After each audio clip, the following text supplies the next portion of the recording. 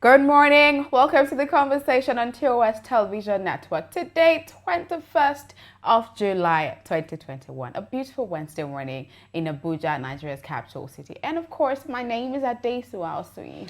And I am Sagir Ibrahim. Thank you so much for joining us on the show. So Sagir decided to take a break from, Salamit today to come on the show. But the thing is, he came empty-handed. He didn't bring nothing.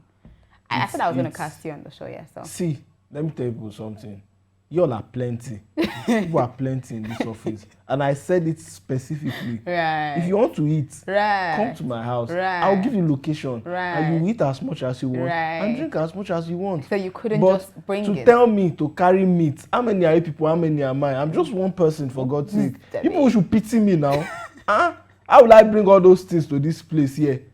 For how many people? Yeah, I mean, y'all should consider me. But how is it's the not celebration fair. going? Yeah, it was fine. Thank God. Alhamdulillah for everything. All right. I mean, look at it him. continues right after this. Exactly. Like, everyone can see that. I mean, we can all see that. Okay, so we're going to be bringing you motivation for the morning. That's bringing you the course of the day. And afterwards, bringing you up to speed with stories, development from across Africa.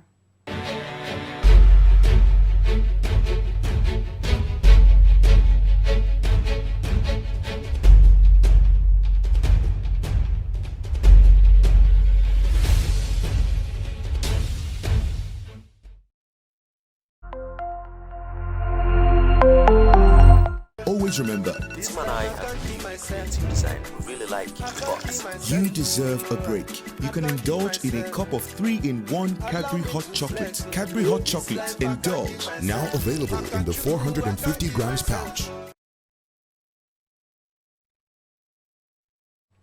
All right, let's dive straight into the stories, starting from South Africa, where Jacob Zuma says he wants the corruption trial postponed. Appearing before the court via video on Monday, former South African President Jacob Zuma is seeking for a further delay in his corruption trial. Imprisoned for contempt of court over corruption allegations while in power triggered some of the worst unrest of the post-apartheid era in the country earlier this month. We come back to Nigeria, in Jigawa State, where cholera disease has hit hard in some states, especially of Nigeria. The Jigawa State government on Monday shut its water source in order to investigate the actual cause of the outbreak in the state.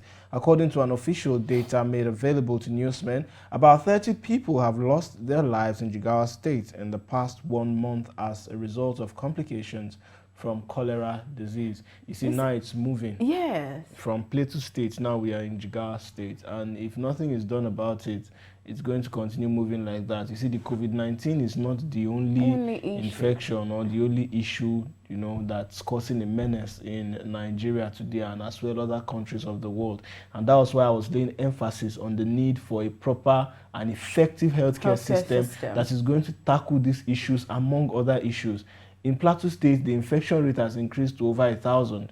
Now we have Jigawa State where about 30 persons have reportedly lost their lives. You should imagine how many persons have already been infected. So the earlier things are done about it, the better for everybody. But it's surprising for me because, it's cholera. Everyone knows that, cholera and cause and cure for it. But I would have thought that by now they would have tried to figure out where the outbreak is coming from and then try, to tackle it from there. But having to now see it spread from, one state to another state, and hopefully we don't see it spread, more than how it's spreading, or having to see now a number of casualties increasing because of cholera. It's very saddening. Water sources can be infected quite easily. Yes. So those are the issues, especially with those who just access or drink water from open sources like streams, broken pipes, and the likes of them. It's a very common sight in certain parts of all over Nigeria. As a matter of fact, it's a very, very common sight to see, where you see people taking water from broken pipe. Yeah. Now, what they don't understand is these areas they are taking water from might have been contaminated, by somebody who this still boils down to the issue of open defecation. Exactly. And if this issue, it's an issue that just needs response from the government as effectively as possible. If the state government is not doing anything and the federal government is not doing anything, what we're going to see is the case spread, because when it starts, somebody who has been infected with the disease might not immediately know you know, and this is somebody who might still continue practicing open defecation and might even be exposed to a large water source like a river or something, and people fetch water, they cook from these areas and the likes of that. You understand? So this is how we see the spread keep rising, you know. So until something is done about it, I mean, we're only going to see an increased case of cholera infection added to the already increasing number of COVID-19 infections we have in the country. This is why we keep advocating for, basic amenities and stuff like that. All right, still in Nigeria, a professor of science education who specializes in chemistry at the Federal University of Technology, Minna, Niger State, Ibrahim Washishi, who else from Washishi local government area of Niger State, has been appointed as the new registrar of National Examination Council, that's NECO, by President Buhari. The appointment is coming less than 2 months after the immediate past substantive registrar of the examination body, Godswill Obiama, died in Minna, Niger State. I mean, it has been expected, so it's no surprise to see that coming. Yes. Okay, still on Nigeria and in some parts of Cotonou, about 3 weeks after the Department of State Service, DSS, declared him wanted for allegedly stockpiling arms, an allegation he has since denied. Yoruba Nation agitator Sunday Adeyemo, otherwise known as Sunday Igboho, has been arrested in Cotonou, Benin Republic. TOS News gathered that Igboho, who was fleeing to Germany, was arrested at an airport in Cotonou on Monday night, will be repatriated to Nigeria on Tuesday from Benin Republic. The other day, Nnamdi Kanu was arrested in Kenya. This guy was arrested in Cotonou. It just goes to say that if the Nigerian, military force, security forces want to do their job, they go to any length to get it done. So why are we not seeing this replicated in a number of, having to nab terrorists, bandits, insurgents? We keep saying we don't know where they are, but you can see the effectiveness and intelligence with which they can actually nab persons of interest. But we keep having, okay, I'm just going to let it rest. This question is a question you have to ask the Nigerian government itself. Okay. All right. That's it for Development Across Africa segment. And of course, we're going to be bringing you COVID-19 updates from across Africa right about now. And after that, we'll be looking at front pages of the Nigerian dailies this morning.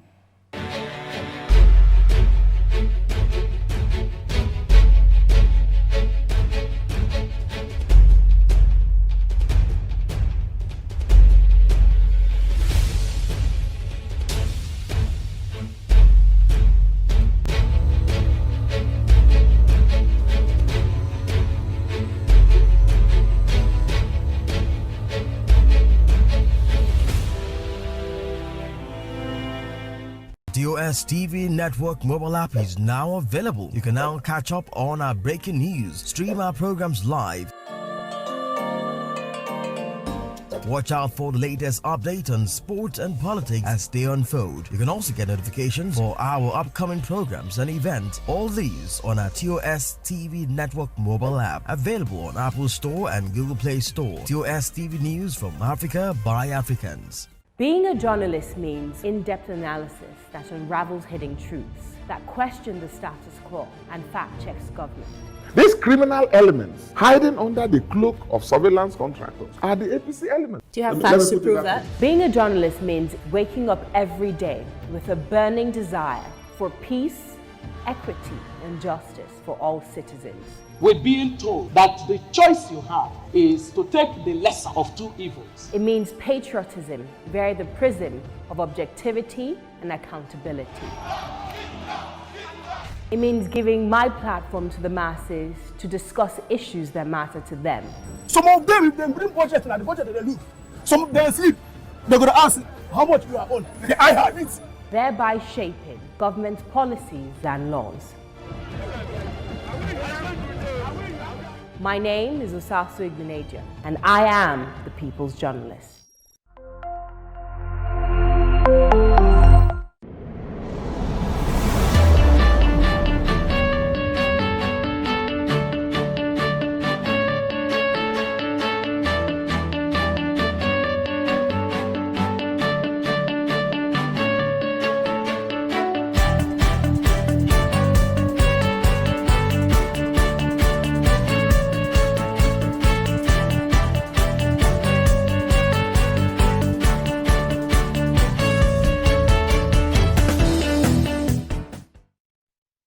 You're still watching The Conversation on your digital first Pan-African News Network, TOS Television, and you could be a part of the conversation by connecting with us on our various social media channels, our website, as well as our YouTube channel with the information currently displayed on your screen.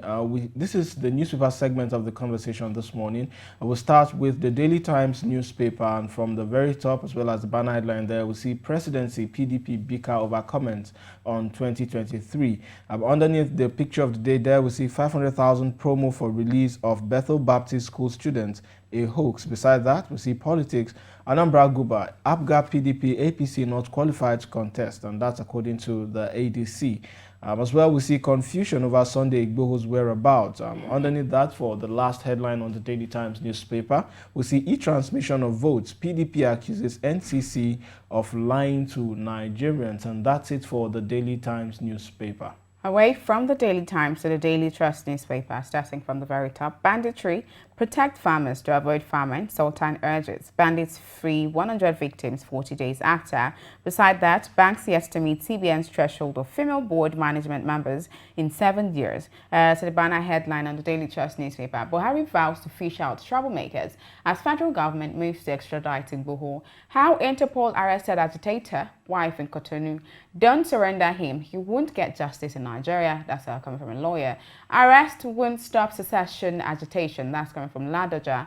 DSS keeps mum. And then underneath the picture of the day, Salah celebrants flout COVID-19 protocols despite third wave's threat. Quite a number of other interesting headlines are on the Daily Trust newspaper. Get yourself a copy.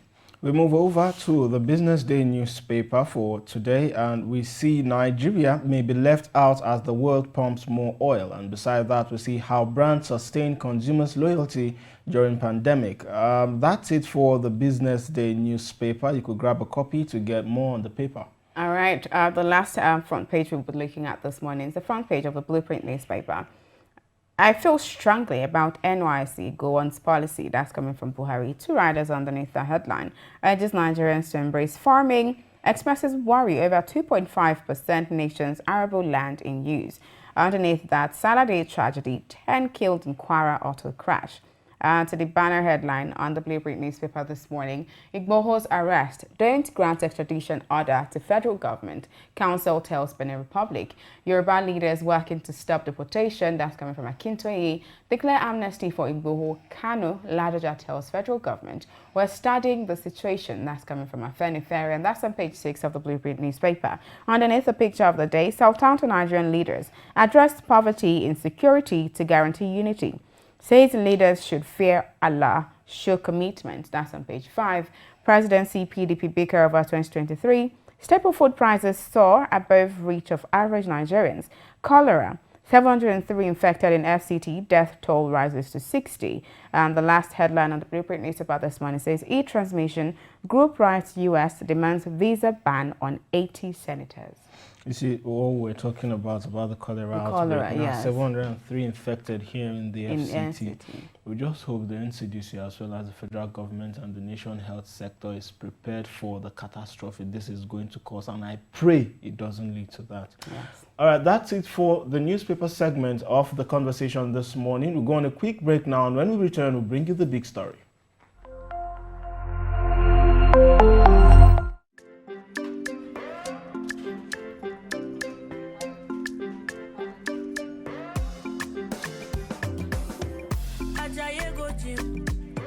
You won't go shake your body. Instead, they make it calm down. It a form say sabi.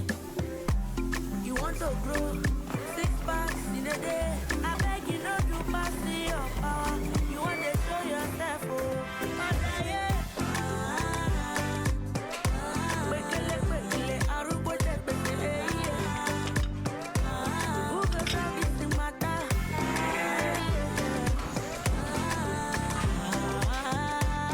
Whatever your size, find it with the new Airtel data plans. Dial *141# now to get the plan that suits you.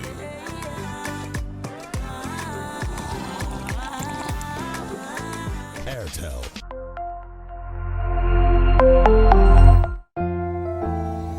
At the first sign of pain, you need a solution that you can trust to provide effective relief and is gentle on the stomach. Try Panadol Caplets for relief from headaches, body aches, and fever. With Panadol's Optizorb formula, the tablet gently breaks down in the stomach, quickly absorbs, and starts providing pain relief in 15 minutes. For fast and effective pain relief that you can trust, try Panadol Caplets. This has been Medifact for Panadol.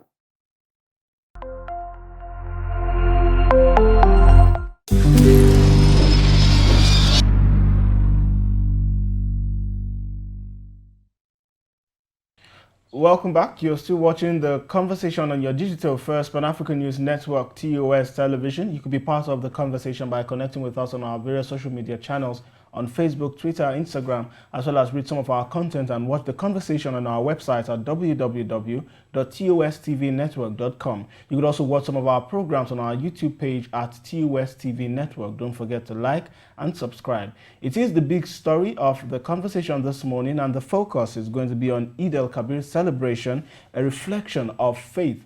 We'll be joined by a Muslim cleric today with name Malam Suraj Oni, and he will be talking to us about some of the significance of the celebration to the Muslim faithfuls. Thank you for joining us on the conversation, Malam Suraj. Thank you so much for having me. Just a little correction. All right. I am not a Muslim cleric. I am a Muslim faithful, Okay. and the last name is Onu. Thank you so much. Okay, sorry. Apologies. Okay, so first of all, what is the reason for the season? Okay, this season, first off, it has a backstory to it. Okay. It dates back thousands of years ago, in the time of Abraham. The Christians and Jews know him as Abraham, and the Muslims know him as Ibrahim. I think it's a thing of culture and tribe and all of that that changes the meaning of or the context of the name, but it means the same person. We call him Father Abraham in general terms, okay? It's the story in the Bible as well as in the Quran that talks about the piety of this man who God called his friend in the Quran. And God gave him a test in the form of a dream to have his son sacrificed to him to show his loyalty and piety to God. And as a reward for his loyalty to God, God replaced that son of his with an animal to be replaced in place of his son. And this is what Muslims all over the world still commemorate and still practice for thousands and thousands of years from that time till date, to show our love, to show humanity that we can be one, to show God that we are loyal to him, we love him, and we worship just him and him alone. Okay, so a very common sight we see is Muslim faithfuls slaughtering white sheep during this time. Can you tell us the significance of that? Okay, part of the backstory, the animal that was replaced with the son of Abraham was known to be a sheep or a ram, like we call it down here, but in the Western world, most people just call them sheep in generalized terms. So that is what we go through. However, there are other animals that can be replaced with this, which is stated in the Quran. If you go to Surah Al-Hajj, the 22nd chapter of the Quran, you can go through, and within the first 20, 30 verses, you'd see the kind of animals that can be used for this. Clean animals like goats, depending on your financial capacity. You can use a camel, you can use a ram or a sheep in Western terms. Okay, so basically, I would like to know, what do you think, the season teaches us as a nation, especially in a time, such as this one, we're faced by so many challenges here in the country. What lesson can we learn from this season as a nation? Okay, on a very light note, first of all, I have come to understand from my personal experiences that this is one season that brings people of different faiths, religion, so to say, tribes, people from different parts of the country here in Nigeria together. You see people making fun about, where's your location? I'm coming to eat with you. This brings back the fun memories we had growing up as a young boy back in my home state, in Kogi State. we barely knew who Muslims or Christians were growing up, right? Because when it's Eid, everyone comes together, we eat, it's a feast, everyone sits on the floor, there is no status, there is no social class, everyone eats from the same plate, some people even eat with their bare hands, and this is the culture that comes back to play at least once every year, and this is something that is, it's a beautiful culture. It is something we should even do and imbibe every day of our lives. So whatever friction we have in the community, in our country, from the north to the south, this is one day everyone sheaths their sword, sit together, eat, and show love, compassion, and humanity. So it basically fosters unity. It basically teaches us to be one people. Affirmative, yes. It teaches us to be one people, to the essence of a nation. Okay. Okay, so I want to ask also, before Eid-el-Kabir, I believe it's preceded by Hajj, an annual pilgrimage by Muslim faithfuls across the world.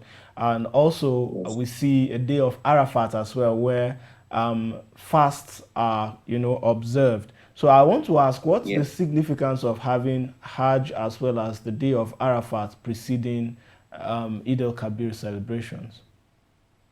Okay, as I mentioned earlier, the whole backstory to it is a series of rituals, it's a series of performance of an act that leads to that final day of Eid-al-Adha, where you have the offering of the animal. And so there are steps to it. Abraham, on his way up the mountain when he wanted to take his son in offering to God, he got intercepted by the being that we all call shaitan or Satan in English terms, and he was advised, don't kill your son, this is your only child.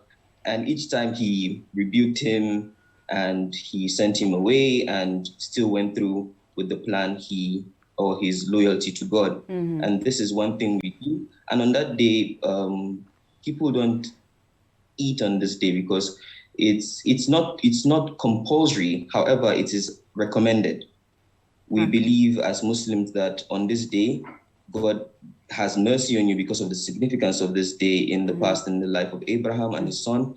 You don't eat on this day to show your loyalty, to show your piety, because we believe a man that had only one child and was tasked with the one task, the horrible task actually, if you say, to sacrifice his only son, he wouldn't even have the nerve to eat on that day. That would be a sad day for him. That would be a really, really touching day for him. So that moment, and we do those things that he did at the time, and we fast on the day that was mentioned earlier. Okay, so one last question. This is off the book. So is it okay for you to have a Muslim friend or colleague that refuses, that decided that he's going to, eat alone, celebrate the festival alone, and not bring anything for you? Is that fine? Is that okay? This was is it okay to do that?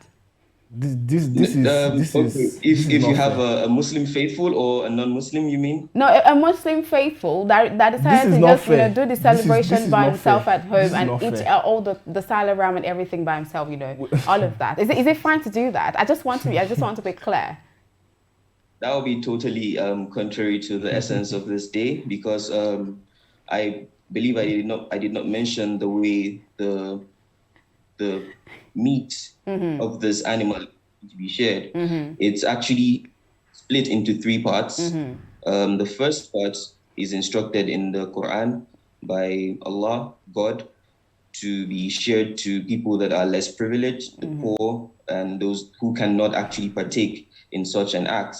The second part of the three parts that you've split it into should be shared within the family, and the last part to your neighbors, so you can't eat alone. The essence is to bring people together and share. Okay. Show love. The reason I asked this question because Sagir here has been celebrated by himself and he refused to bring any part for me.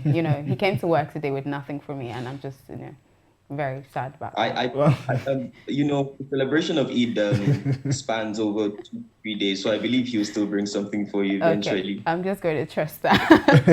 Thank you so much for joining us this morning. Thank you for joining us, Suraj. Thank you for having me. Yes.